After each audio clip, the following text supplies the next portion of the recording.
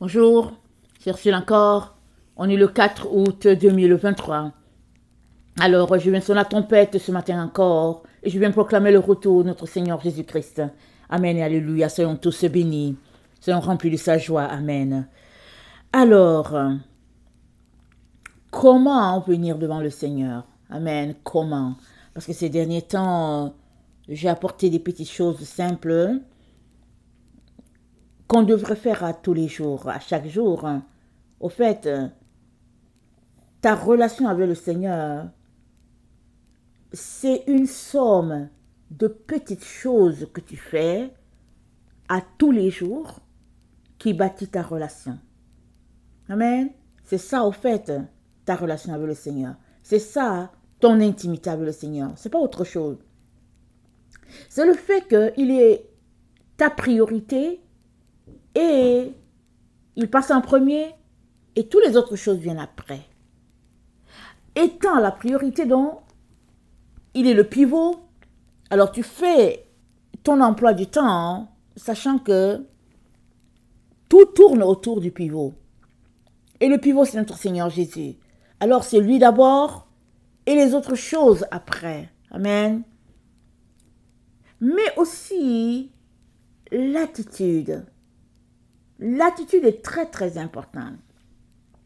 Vous savez que on est une génération vraiment qui avons perdu beaucoup dans les règles de moralité, les règles de respect, les règles de bienséance. Et en plus, on est une génération remplie d'orgueil. La Bible dit, la connaissance enfle. Et on va à l'école pour sortir de là orgueilleux. Parce que ça, c'est le non-dit qui est en dessous des diplômes.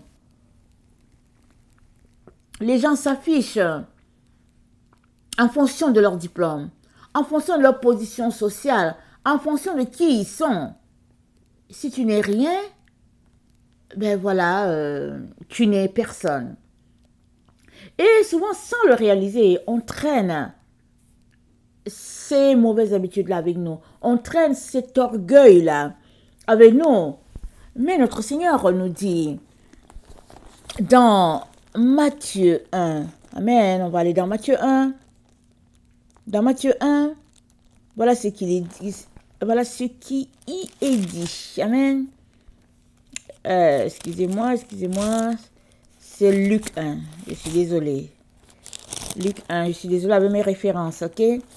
Alors, dans Luc 1, c'est dit, le verset 48. On va lire à 46, ok? On commence à 46. Luc 1. Et Marie dit, mon âme exalte le Seigneur, et mon esprit se réjouit en Dieu mon Sauveur, parce qu'il a jeté les yeux sur la bassesse de sa servante. Amen. Une servante qui est basse, c'est une servante qui est humble. C'est une servante vraiment toute petite devant son Dieu. Parce que le Tout-Puissant, il a jeté les yeux sur la bassesse de sa servante, car voici désormais, toutes les générations me diront bienheureuse, parce que le Tout-Puissant a fait pour moi de grandes choses. Son nom est grand. Et sa miséricorde s'étend d'âge en âge sur ceux qui le craignent. Il a déployé la force de son bras. Il a dispersé ceux qui avaient dans le cœur des pensées orgueilleuses. Il a renversé les puissants de leur trône. Il a élevé les humbles. Amen. Les puissants sont tombés de leur trône. Ils ne sont plus sur leur trône. Les puissants ont été jugés depuis que notre Dieu est venu sur la terre à travers Marie. Ils ont été jugés. Ils ont beau être puissants, ils ont beau avoir de l'argent, mais ils sont jugés avant même d'entrer dans la sphère, dans notre atmosphère. S'ils viennent pour être orgueilleux, arrogants, ils sont jugés. Le jugement les frappe en plein. Pourquoi? Parce que Dieu a secouru les humbles. Ce sont les humbles qui sont élevés avec la venue de Jésus-Christ sur la terre. Pourquoi? Ils sont tout petits. Ils se font tout petits. Ils dépendent de leur Dieu. Parce que les riches les asservissent, les écrasent. Et ils n'ont pas un endroit où aller. Ils se tournent tout simplement vers Dieu. Et Dieu nous dit que les humbles ont été élevés et les puissants, les riches, les orgueilleux ont été renversés. Amen. C'est dit au verset 51. Il a déployé la force de son bras. Il a dispersé ceux qui avaient dans le cœur des pensées orgueilleuses. Amen. Alors, ce n'est que ta relation avec Dieu qui va t'amener au stade où tu vas réaliser que, tiens, ici, il y a de l'orgueil. Souvent, hein, on ne le réalise pas. Pourquoi? Ça fait partie de notre nature désormais. Désormais, ça fait partie de la nature de l'être humain d'être orgueilleux. Ça fait partie d'un trait de caractère qui a été intégré à notre quotidien. Or, la Bible dit, c'est dans l'humilité qu'on doit marcher devant Dieu. Et Jésus-Christ est venu pour les personnes dans le besoin. Il a élevé les humbles. Et les puissants ont été renvoyés à vide. Alors, tout cela pour dire, ce n'est que dans l'humilité que tu peux connecter à Dieu, le saisir et être arraché à ce monde-là dans lequel nous sommes pour pouvoir vivre dans la gloire de Dieu. Ce n'est que dans l'humilité. Mais si tu viens avec tes gros sabots, tu ne pourras pas non seulement connecter à Dieu, tu ne vas pas comprendre ce qu'il est en train de faire, mais en plus là, tu seras exclu. Tu seras rejeté par lui. Parce qu'avec l'orgueil, on ne peut pas toucher Dieu. L'orgueil est un mur de briques qui se dresse là. Et il n'y a rien à faire. Sauf si on descend de notre grandeur, sauf si on s'humilie. On n'aura pas de part avec lui. Alors, notre attitude est très très importante quand nous venons devant Dieu. Donc, j'ai apporté 2 vidéos hier où j'ai parlé de ces petites choses-là qui sont vraiment, qui n'ont l'air de rien, mais qui sont très très importantes. Mais au-dessus de tout cela, notre attitude est à vérifier avant tout quand nous venons devant Dieu. Amen. Alors, le psaume 46. Le psaume 46.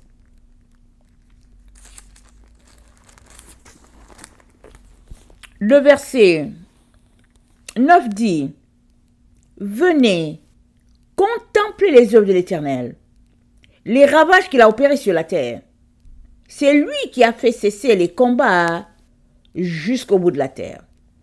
Il a brisé l'arc, il a rompu la lance, il a consumé par le feu les chars de guerre. »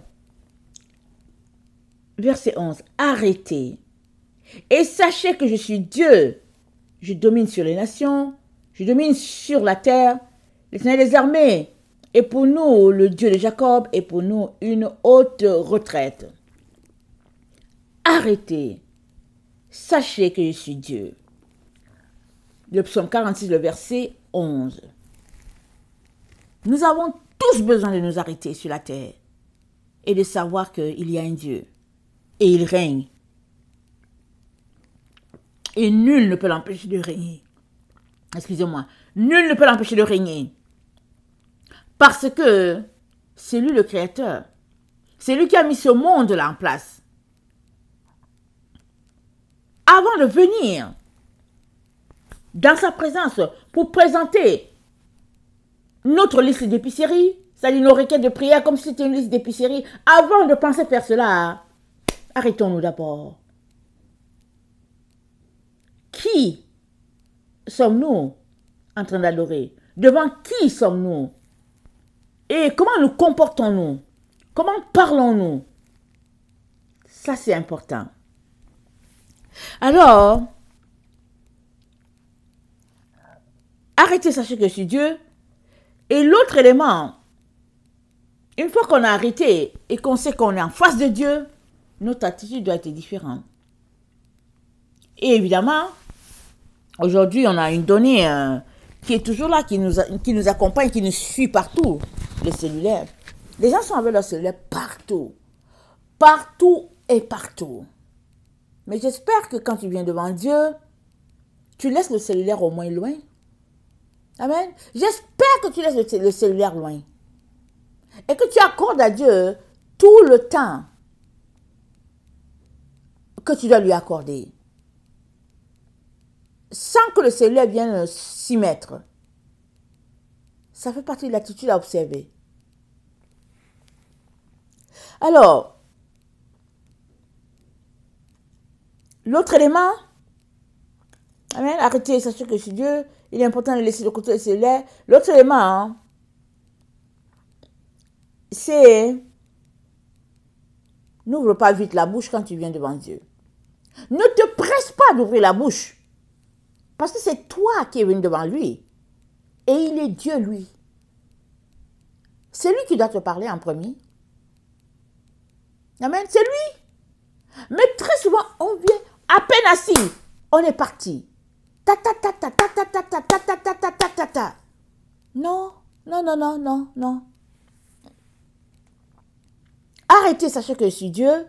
Et dans Ecclésiaste 5, voilà ce qui est dit, voilà ce que l'Ecclésiaste dit. Ecclésiaste 5. Le verset 1. Ne te presse pas d'ouvrir la bouche et que ton cœur ne se hâte pas d'exprimer une parole devant Dieu. Car Dieu est au ciel et toi sur la terre. Que tes paroles soient donc peu nombreuses. Car si les songes naissent de la multitude des occupations, la voix de l'insensé se fait entendre dans la multitude des paroles. Amen. La voix de l'insensé se fait entendre dans la multitude des paroles. Souvent, on parle, on ne se rend pas compte. Amen. On parle et puis, oups, ces derniers temps, je suis à l'école. Amen. Parce que tu te dis, tu entres dans une conversation, tu es là avec tes enfants et puis, oups, non Seigneur, pardonne-moi. Parce que, souvent en parlant, on débite des paroles de folie. C'est mieux de ne pas parler. Et on sera tenu pour sage. Ça, c'est le premier élément. Mais l'autre élément, qui est au-dessus de tout et de tout, c'est que quand tu viens devant Dieu, ne te hâte pas. N'ouvre pas la bouche, viens. Reste tranquille. Va, arrive, viens. Sache qu'il est Dieu, donc tu es devant Dieu. Tu n'es pas devant ton camarade. Non, tu es devant Dieu. Deuxième, ne te hâte pas de parler. Reste dans sa présence tranquille jusqu'à ce que le Saint-Esprit t'anime et te dise quoi dire. Amen. Sinon, reste là, souvent. Hein? Soit tu ne vas rien dire. C'est l'Esprit de Dieu qui va parler tout le temps. Tout le temps, jusqu'à ce que tu te lèves. C'est l'Esprit de Dieu qui va parler. Et c'est le Saint-Esprit qui dirige. On a besoin d'arriver à ce stade-là où Dieu est au contrôle de tout, même de notre verbe. Au moment même où on veut le dire, il est important qu'on sache si Dieu permet qu'on le dise à ce moment-là, ou bien est-ce que Dieu permet même qu'on le dise. On a besoin d'arriver à ce stade-là.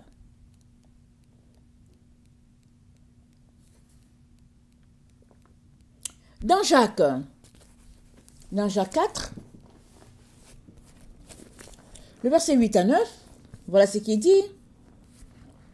Jacques 4, le verset 8 à 9. Jacques, c'est juste un peu avant Pierre, un Pierre de Pierre. Jacques 4, le verset 8. Attendez, qu'est-ce que j'ai dit? Je vais commencer à 7. Soumettez-vous donc à Dieu, résistez au diable et il fuira loin de vous. Approchez-vous de Dieu. Il s'approchera de vous. Nettoyez vos mains, pécheurs, purifiez vos cœurs, hommes irrésolus. Amen. Sentez votre misère, soyez dans le deuil et dans les larmes, que votre rire se change en deuil et votre joie en tristesse. Humiliez-vous devant le Seigneur et il vous élèvera. Humiliez-vous devant le Seigneur. C'est là notre place. Toujours à une position où on vient s'humilier. On est tout petit. On ne vient pas devant Dieu avec ses gros sabots. Non, on vient, on est tout petit. On vient élever ce Dieu-là, dire merci, rendre grâce à celui qui nous a créés, qui nous a façonné à son image. Mais on vient, juste souvent notre présence est suffisante. Et elle dit tout. Il est important de ne pas se presser, de parler.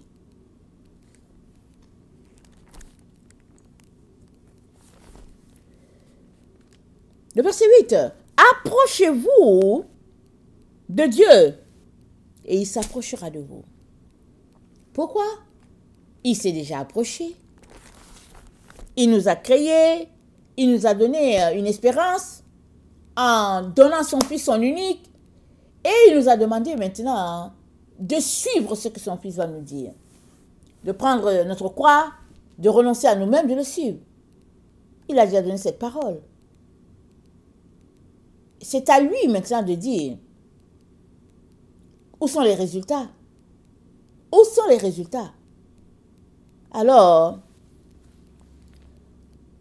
on doit faire le pas en premier. Chercher Dieu avec ferveur. Aller devant lui. Pleurer. Se repentir.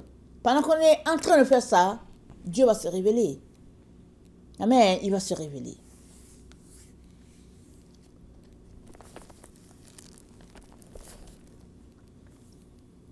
Le verset 9. Nous sommes plus dans Jacques 4, ok? Le verset 9 dit, « Sentez votre misère, soyez dans le deuil et les larmes, que votre rire se change en deuil. » Sentez votre misère. Quand nous venons devant Dieu, comment venons-nous? Venons-nous comme un expert qui doit lui dire quelque chose? Ou bien venons-nous dans notre position de tout petit pour entendre ce qu'il a pour nous? Il est important qu'on puisse témoigner, amen,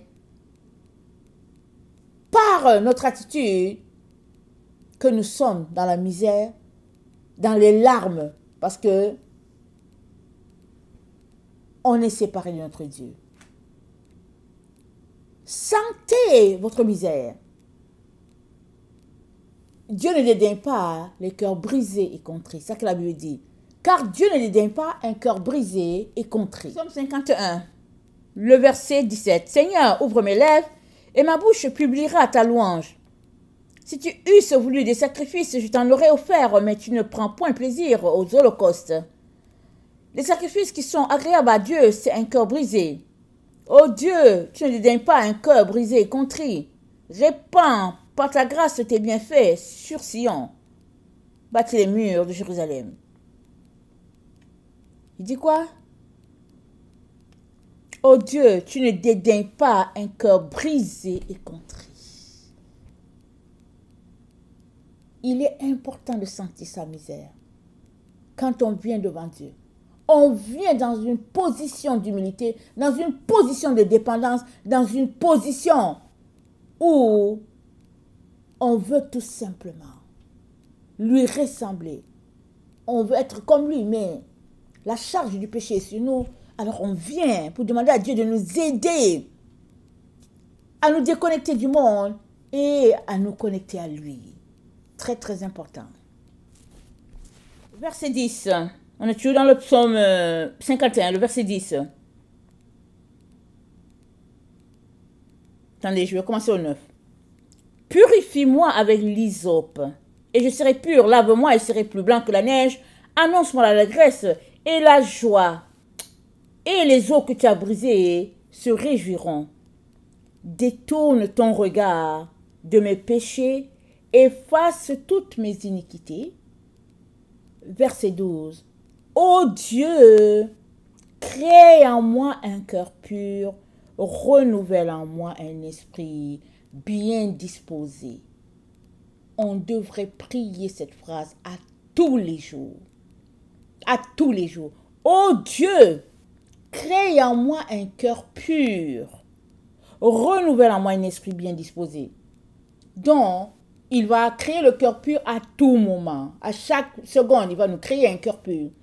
Il va renouveler un esprit bien disposé. Quand l'ennemi va venir attaquer, cette prière est constamment devant lui. On veut qu'il renouvelle nos pensées. Et il est dans le processus de le faire, tout le temps.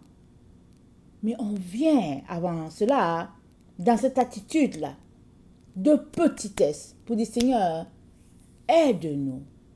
Aide-moi, Seigneur. Ne venons pas avec nos gros sabots d'intellectuels, diplômés, école de théologie, de quoi, et puis bon, on ne peut pas.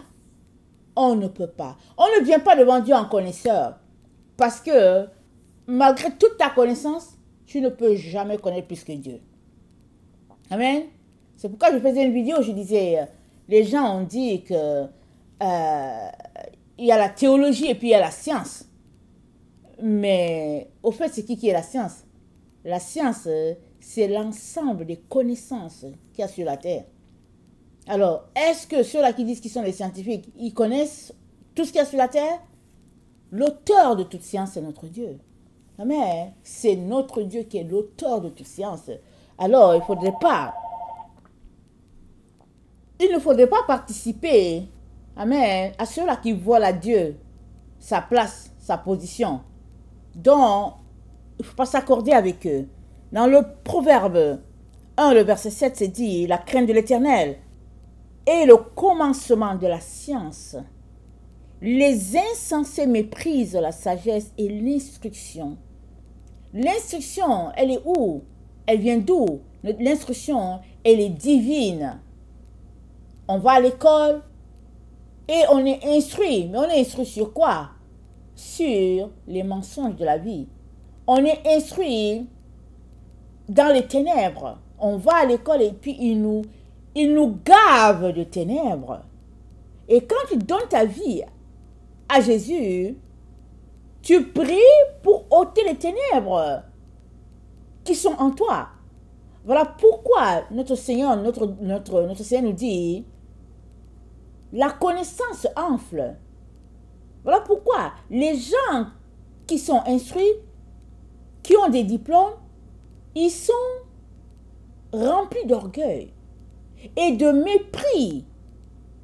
Et leur vie tourne autour de leur connaissance intellectuelle. Et ils veulent amener cette connaissance intellectuelle-là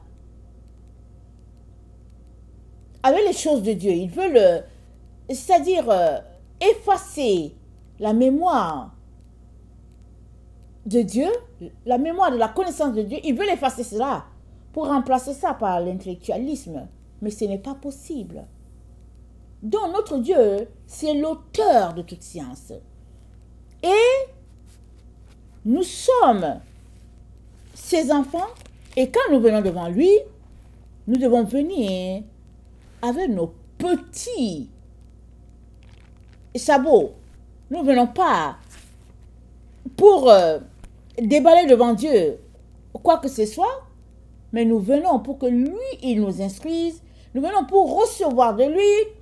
Alors, on ne se presse pas d'ouvrir la bouche.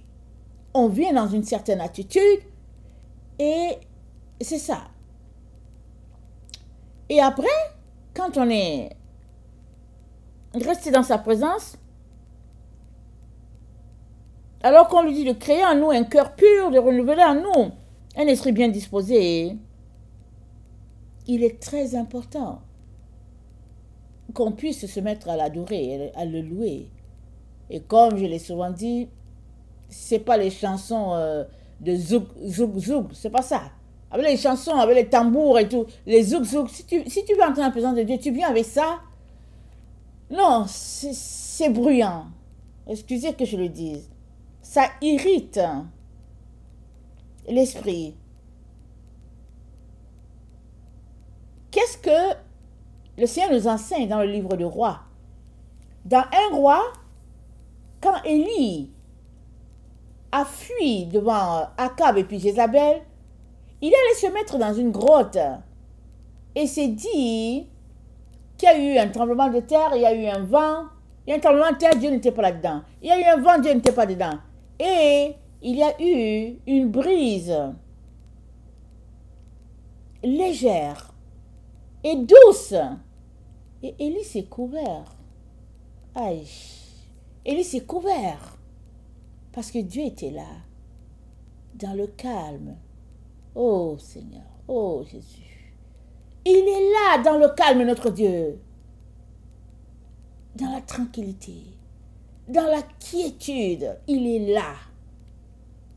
C'est pourquoi je vous dis toujours, le meilleur temps, en tout cas pour moi, pour entrer dans la présence de Dieu, c'est la nuit. Quand tout le monde dort, au petit matin. Oh, le meilleur temps. Meilleur. C'est-à-dire la ville est calme, tout est calme. Et tu es supposé dormir. Mais tu es éveillé en communion avec ton Père. Oh, quel temps! Quel temps! Et je vous encourage de profiter de ce temps-là. Amen. Profitez, c'est le meilleur temps. Mais si tu ne peux pas offrir ce temps-là, alors crée-toi un endroit où tu ne seras pas distrait. Amen. Je connais une personne qui m'avait dit que elle, son endroit de prière, c'est dans la garde-robe. Dans la garde-robe, elle a tout dégagé et elle entre là-bas. Le téléphone a beau sonner, elle est dans sa garde-robe. Et c'est son endroit avec son Dieu.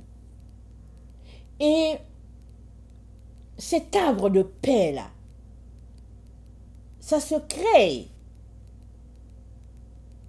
au jour le jour. Si bien que quand tu vas à cet endroit-là,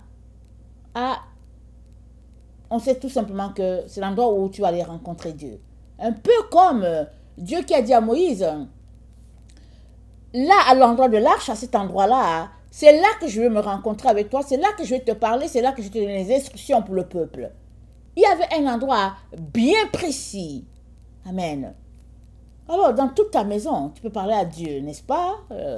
C'est pas limité. Mais, quand tu as placé un hôtel, un sanctuaire, que tu as bâti un endroit, tu as développé à cet endroit, toujours la présence de Dieu, continue, parce que Dieu aussi, il aime qu'il y ait des endroits comme ça, en son honneur. Si on lit la Genèse, on va voir que Abraham a élevé des autels en l'honneur de Dieu, Isaac, Jacob, et puis quand on lit l'Ancien Testament, on va voir qu'à certains endroits, là, quand il y avait la victoire, il y avait toujours un autel qui était élevé en reconnaissance à Dieu. Donc, ce sont des points importants, des endroits qu'on élève en l'honneur de notre Dieu. Amen. Et c'est dit au verset 13, ne me rejette pas loin de ta face, ne me retire pas ton Esprit Saint, rends-moi la joie de ton salut et qu'un esprit de bonne volonté me soutienne. Rends-moi la joie de mon salut, de ton salut. Vous savez, le Seigneur nous en parle pour ce qui est de la joie de notre salut, pour ce qui est de la joie de son salut en nous, amen. Il nous en parle dans Apocalypse 2. Il dit, au verset 4, il dit, « Mais ce que j'ai contre toi, c'est que tu as abandonné ton premier amour. Souviens-toi où tu es tombé, répands-toi et pratique tes premières œuvres, sinon je viendrai à toi et j'ôterai ton chandelier. » Donc, la joie de notre salut est rattachée au fait qu'on est rempli de zèle. On est toujours pimpant pour notre Dieu. On est enflammé. On est rempli d'énergie pour notre Dieu. Et la joie, elle est là. Elle est palpable. Et le Seigneur nous parle par la bouche de son serviteur, l'apôtre Paul, amen, dans Romains 13. Oh, pardon, c'est Romains 12. Excusez-moi. Dans Romains 12, excusez, Paul nous dit au verset 11, il dit, « Ayez du zèle et non de la paresse. » Ayez du zèle. Quand tu as du zèle, amen, la joie de ton salut est là. Si tu te laisses envoyer par la paresse, tu es amorphe, tu es là, tu traînes les pas et puis tu es assis comme si il n'y a rien à faire dans la vie. Il y a toujours à faire. Amen. Dans une journée de 24 heures, il y a tellement de choses à faire que tu n'en reviendrais pas. Tu n'en reviendrais pas. Et si tu penses que tu n'as rien à faire, mets-toi donc de côté, mets-toi à prier pour les gens. Tu verras qu'il y a du travail à faire. Voilà pourquoi le Seigneur n'aime pas la paresse. Le Seigneur n'aime pas la paresse. Parce qu'un paresseux, c'est quelqu'un qui refuse un grand bienfait à d'autres personnes. Et ce bienfait, c'est quoi? Juste de prier. Ok, chez toi, tu n'as pas de ménage à faire. Tu n'as rien à faire. Ok, peux-tu prier? Amen. Peux-tu prier? Parce que c'est une marque d'amour. Prier pour les gens. Tu regardes, tu dis que tu n'as rien à faire. Il n'y a pas de sol à balayer, il n'y a pas d'habit à plier, il n'y a rien à faire. Ok? Prier, c'est dire prier sans cesse. Il y aura toujours de quoi prier. Tu n'as pas besoin de prière? Ok, c'est pas grave, prie pour les autres. Amen. Prie pour les autres, tu n'en as pas besoin. Prie pour les autres. Dieu va te bénir. Puisque toi, tu n'as pas besoin, il va te bénir du fait que tu pries pour les autres. Donc, ayez du zèle et non de la paresse. Mais quelqu'un qui a du zèle, c'est quelqu'un qui est éveillé. Voilà pourquoi le roi David dit, « Rends-moi la joie de ton salut et qu'un esprit de bonne volonté me soutienne. » Alléluia. Un esprit de bonne volonté. Il est très important qu'on puisse observer notre attitude. Amen, quand nous venons devant Dieu. C'est pourquoi il est très important, hein, par exemple, de ne pas manger les gros repas, surtout le soir. Si tu manges un gros repas le soir, supposons à 18 h, dis-moi quel temps tu as pour digérer jusqu'à prier pour les autres. Quel temps? Non. Apprends à manger léger, tellement léger, que quand il y a un peu la place dans ton ventre, ben, tu peux te mettre à prier, tu peux marcher. C'est pas grave si le ventre grogne un peu, c'est pas grave. On est rendu sur la terre où le ventre ne fait plus du bruit. Le ventre ne fait pas du bruit parce qu'on est tout le temps plein. C'est pas normal. C'est pas normal d'être tout le temps rassasié. Non, non, non, c'est pas normal. Un être humain connaît des moments de faim. Amen. Alors, n'aie pas tellement faim au point où tu ne puisses pas prier et puis marcher en intercédant. Mais ne sois pas non plus plein au point où tout ce que tu fais, c'est juste ronfler et puis incapable de bouger. Non, sois juste à point pour pour un temps de prière pour ton Dieu. Et ça, ce n'est que quelqu'un qui veille sur son attitude devant Dieu qui va réussir à observer cela. Ton attitude, très très important, ton attitude. Alors, le verset 19, on est toujours dans le psaume 51, le verset 19, c'est dit, les sacrifices qui sont agréables à Dieu, c'est un esprit brisé. Dieu ne dédaigne pas un cœur brisé et contrit. Un esprit brisé, Dieu est là avec la personne. Mais maintenant, pourquoi ton esprit est-il brisé? Ton esprit est-il brisé parce que tu veux une chaussure verte et puis tu peux avoir la chaussure verte? Dieu n'appelle pas ça avoir un esprit brisé. Il appelle ça convoiter. Il n'appelle pas ça venir devant lui dans les pleurs. Non, ne pleure pas pour les choses. Dieu a dit quoi? Ne vous occupez pas de ces choses, ce sont les païens qui s'occupent de cela. Si toi tu es triste parce que tu peux avoir une chaussure verte, tu ne peux pas avoir un poste radio parce que tu voulais acheter une caméra et puis tu es triste, non, tu n'as pas compris. C'est les nouveaux-nés qui se comportent comme ça. Ils viennent de donner leur vie à Dieu. Ils ne comprennent pas ce qui se passe et puis ben voilà, ils veulent une caméra et puis ils pleurent. Mais quelqu'un qui est dans le Seigneur depuis, tu ne viens pas pleurer pour des choses. Tu viens pleurer pour ton âme, pour les âmes des gens que tu connais, afin que Dieu ait compassion, qu'il puisse sauver le plus grand nombre. C'est pour ça que tu viens.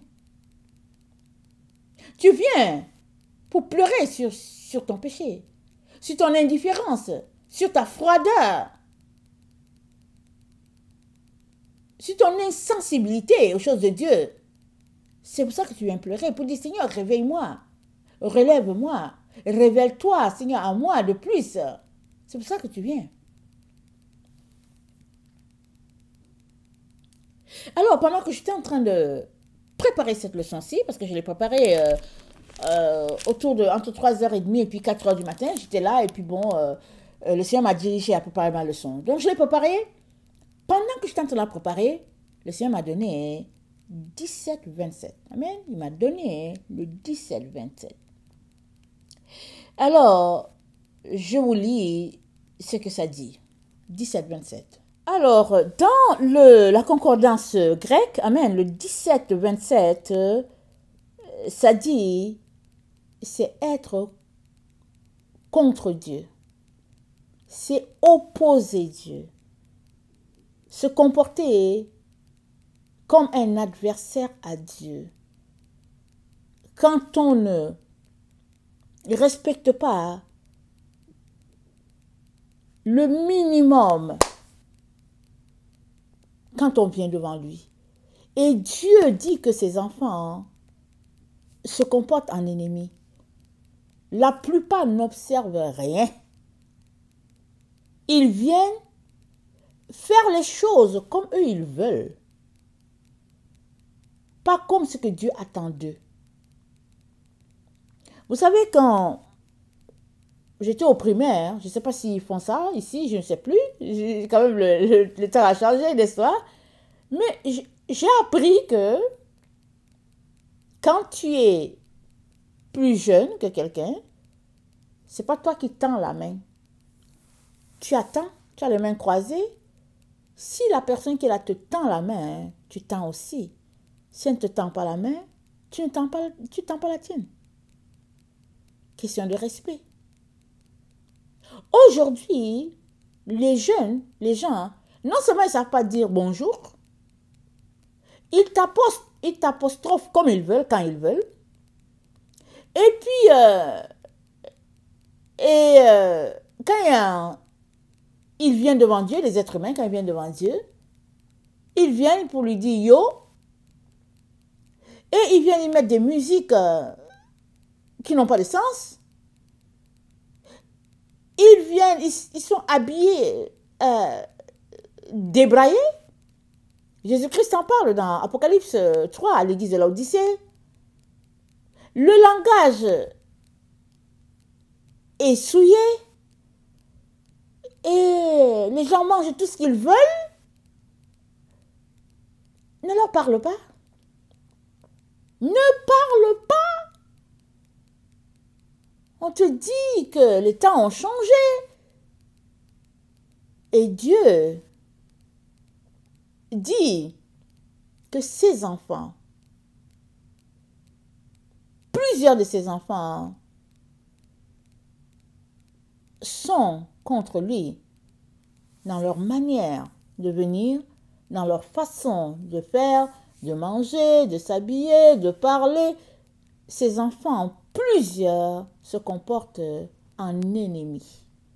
Pas de respect, pas de reconnaissance, c'est-à-dire, ouf. Et c'est ça, le 17-27. Et dans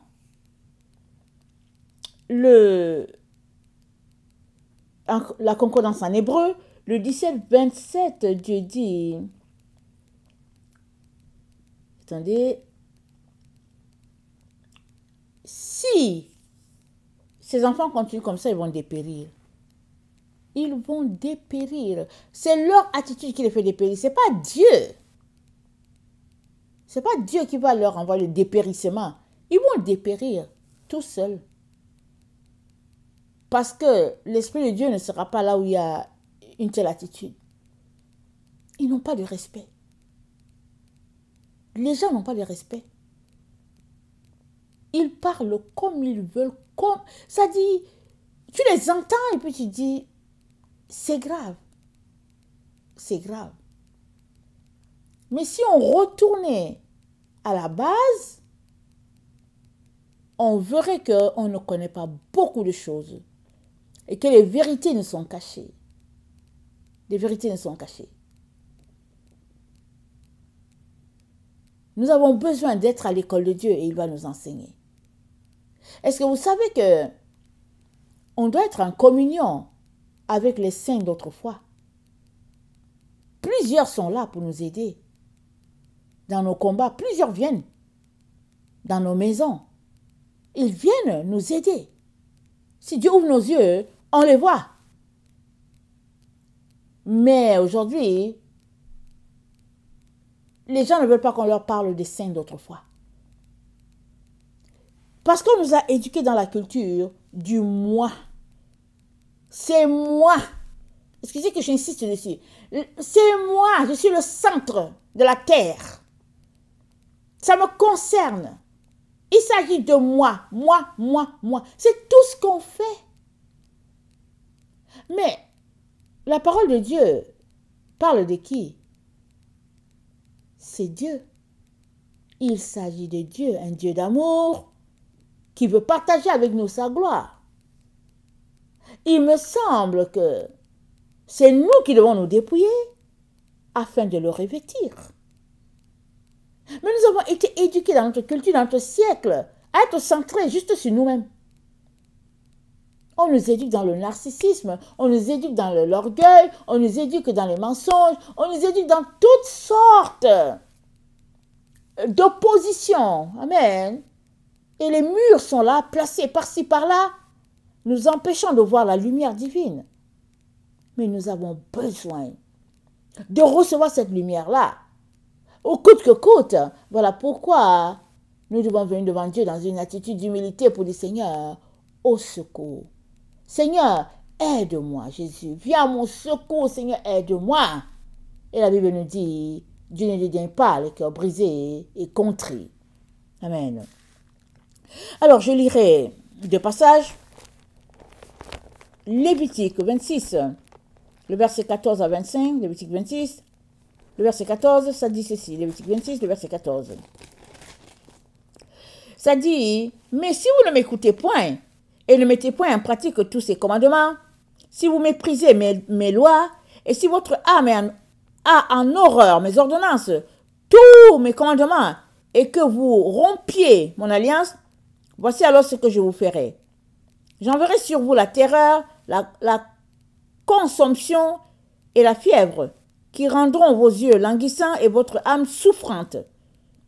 Et vous sèmerez en vain vos semences, vos ennemis les dévoreront. Je tournerai ma face contre vous, et vous serez battus devant vos ennemis. Ceux qui vous haïssent domineront sur vous, et vous fuirez sans que l'on vous poursuive. Si malgré cela vous ne m'écoutez point, je vous châtierai cette fois plus pour vos péchés. Je briserai l'orgueil de votre force, je rendrai votre ciel comme du fer et votre terre comme de l'airain. Votre force s'épuisera inutilement, votre terre ne donnera pas ses produits et les arbres de la terre ne donneront pas leurs fruits. Si vous me résistez et ne voulez point m'écouter, je vous frapperai cette fois plus selon vos péchés.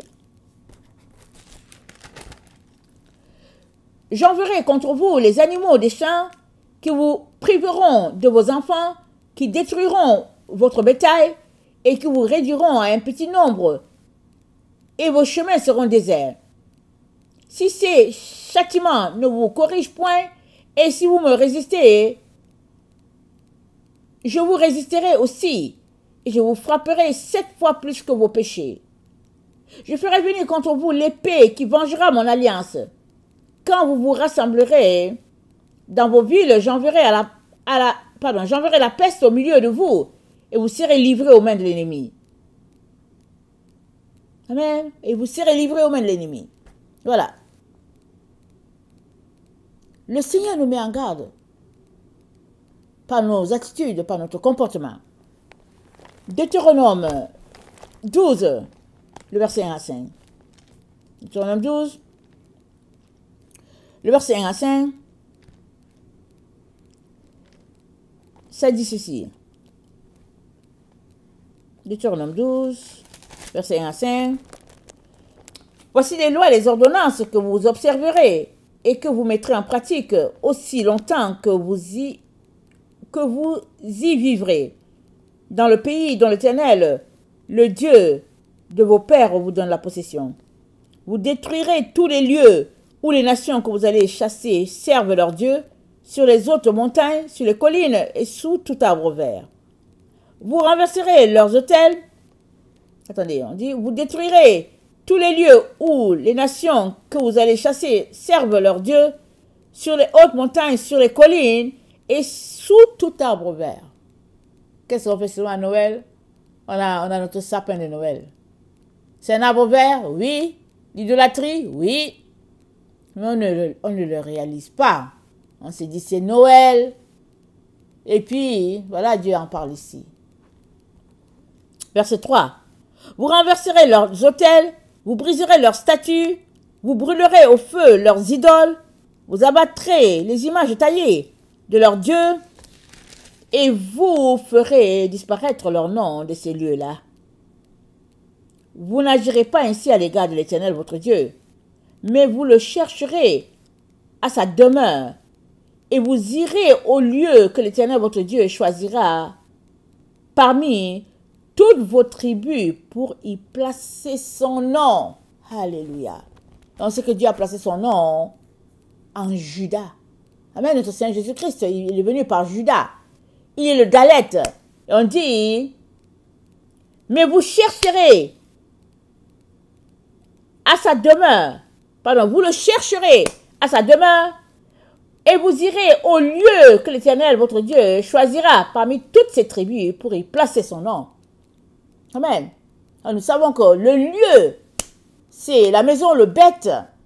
Et parmi toutes les maisons sur la terre, Dieu a choisi la maison de Marie. Amen. Et c'est par là que notre Seigneur est descendu. Alors, on a beau dire, on met une croix sur cette vérité-là. Ça ne change rien à ce que Dieu a écrit. Et que le jugement de l'être humain sera en fonction de ce qui est écrit. Jésus-Christ a dit, ce n'est pas moi qui vous juge, ce sont les paroles qui vous jugeront. Et nous savons que Jésus-Christ n'a pas parlé par lui-même, il n'a pas parlé de son propre chef. Il a transmis ce que Dieu lui a dit de dire. Amen. Donc, il est très très important de vérifier notre tenue quand nous venons devant Dieu. C'est pas parce que tu es chez toi, par exemple, madame, que quand tu viens les cheveux débraillés, tu viens en pantalon, t'assois. Non. Dieu a dit, la femme ne va pas porter l'habit d'homme. Et c'est écrit que si une femme prie ou prophétise, il faut qu'elle ait la tête voilée. Mais c'est vrai que tu es chez toi. Personne ne te voit. Mais Dieu te voit. Dieu te voit.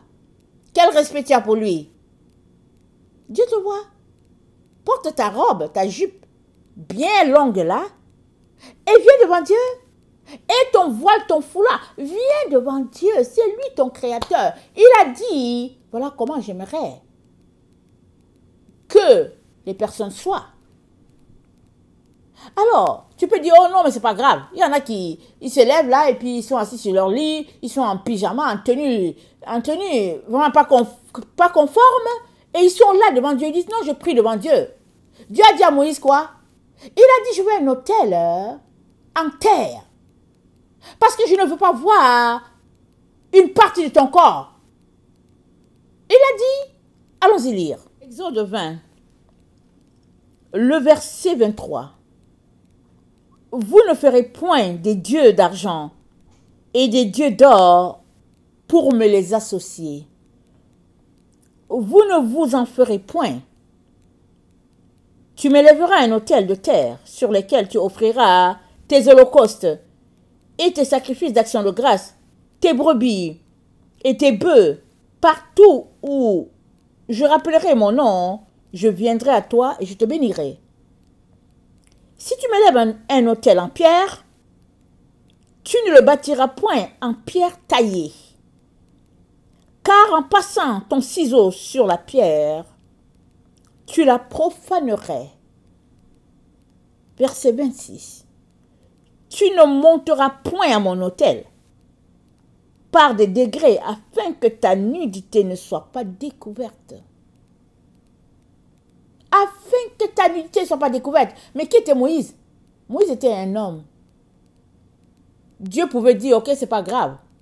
C'est Moïse. Non, Dieu a dit, non, non, non. Tu ne monteras point à mon autel par des degrés afin que ta nudité ne soit pas découverte. Comment viens-tu devant Dieu? Comment viens-tu devant Dieu? Et pour répondre à cette question, imagine qu'une autorité vient chez toi, ou bien le président de ton pays, ou bien je ne sais pas qui. Comment te mettrais-tu pour le recevoir ou bien pour lui dire bonjour? Tu ne voudras pas être en tenue débraillée, hein? Tu voudras être bien habillé pour honorer le dignitaire. On fait ça pour les êtres humains sur la terre. Les gens mortels. Les ennemis de Dieu ont fait ça pour eux. Et pour notre Dieu, le créateur de l'univers, notre Père qui nous aime, on vient devant lui en débraillé. Et on dit, bon, c'est pas grave, c'est mon Père après tout. Oui, c'est ton Père, mais quel est le respect que tu as pour lui? C'est important, quand tu viens devant Dieu, assure-toi que tu es bien propre, que tu es bien habillé, et que tu n'ouvres pas tout de suite ta bouche, et puis que tu n'apportes pas les musiques. Non, non, non, non, non, non, non, non, non. La musique, c'est bien. Il n'y a pas de problème. Je ne dis pas que Dieu est contre la musique. Mais quelle musique tu apportes devant Dieu? Réfléchis. Réfléchis. Assure-toi que Dieu